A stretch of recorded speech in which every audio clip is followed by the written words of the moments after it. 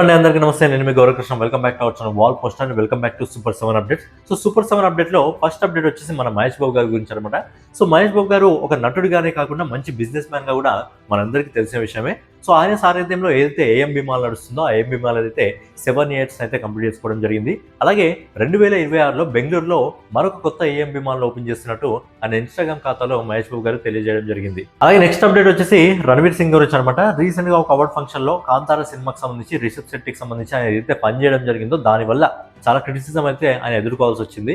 So దానిపైన రణవీర్ సింగ్ స్పందిస్తూ నేను అది కావాలని చేయలేదని చెప్పి ఒక నటనే అప్రిషియేట్ చేసే విధంగా ఆయన ఆ రోజు చేయడం జరిగిందని చెప్పి, మన దేశంలో ఉన్న సాంప్రదాయాలను కానీ సంస్కృతిని కానీ తగ్గించే ఉద్దేశం నాకు లేదని చెప్పి, చేసిన పని వల్ల ఎవరి మనోభావాలని దెబ్బతుంటే నన్ను మనస్ఫూర్తిగా క్షమించండి అని చెప్పి రణవీర్ సింగ్ ఆయన ఇన్స్టాగ్రామ్ వేదికగా క్షమాపణలు తెలియజేశాడు. నెక్స్ట్ అప్డేట్ వచ్చేసి మన రామ్ పోతినేని గురించి. రామ్ పోతినేని నిజంగా చాలా బ్యాడ్ లక్ అని చెప్పుకోవాలి. ఎందుకంటే ఆయన తీసిన ఆంధ్ర కింగ్ తాలూకా సినిమా మంచి పాజిటివ్ టాక్ సొంతం చేసుకోవడం జరిగింది. అలాగే సినిమాలో సాంగ్స్ కూడా మంచి పాజిటివ్ టాక్ రావడం జరిగింది. కానీ ఇప్పటి వరకు ఏదైతే సినిమాకి సంబంధించిన బడ్జెట్ ఉందో బడ్జెట్లో 50% కూడా ఇంకా వసూలు చేసుకోలేకపోతుంది.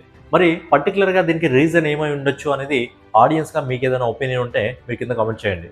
నెక్స్ట్ అప్డేట్ వచ్చేసి మన బాలకృష్ణ గారి అఖండ మూవీకి సంబంధించి అనమాట. లాస్ట్ టైం ఓజీ విషయంలో ఏదైతే జరిగిందో టికెట్ విషయంలో, సో టికెట్ల విషయంలో చాలా మంది కూడా 5 లక్షలు 10 లక్షలు 2 లక్షలు అలా పెట్టి టికెట్లు తీసుకోవడం జరిగింది. సో ఇప్పుడు సేమ్ అదే అఖండ 2 కూడా రిపీట్ కావడం జరుగుతుంది. జర్మనీకి సంబంధించిన ఒక వ్యక్తి దాదాపు 2 లక్షల రూపాయలు పెట్టి అఖండ 2 సినిమాకి సంబంధించిన టికెట్ అయితే కొనుగోలు చేయడం జరిగింది.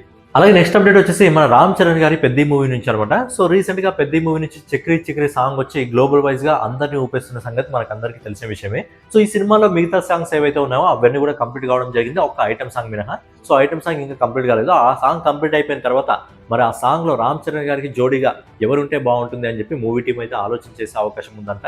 సో ఎవరుంటే బాగుంటుంది అని మీరు అనుకుంటున్నారు? మరి రామ్ చరణ్ గారి పక్కన ఐటమ్ సాంగ్ లో ఏ హీరోయిన్ ఉంటే బాగుంటుంది అని మీరు అనుకుంటున్నారు అనేది మీరు కింద కామెంట్ చేయండి. అలాగే నెక్స్ట్ అప్డేట్ వచ్చేసి జొమాటో సంబంధించి ఒక తల్లి గురించి అనమాట. సో గుజరాత్ సంబంధించిన ఒక మహిళ తన భర్తను యాక్సిడెంట్ లో కోల్పోవడంతో తన 2 పిల్లలతో సహా తను జొమాటో డెలివరీ అయితే చేయడం జరుగుతుంది. సో ఆ 2 పిల్లల్ని వెంటేసుకునే డైలీ ఆ జొమాటో డెలివరీ అయితే చేయడం జరుగుతుంది.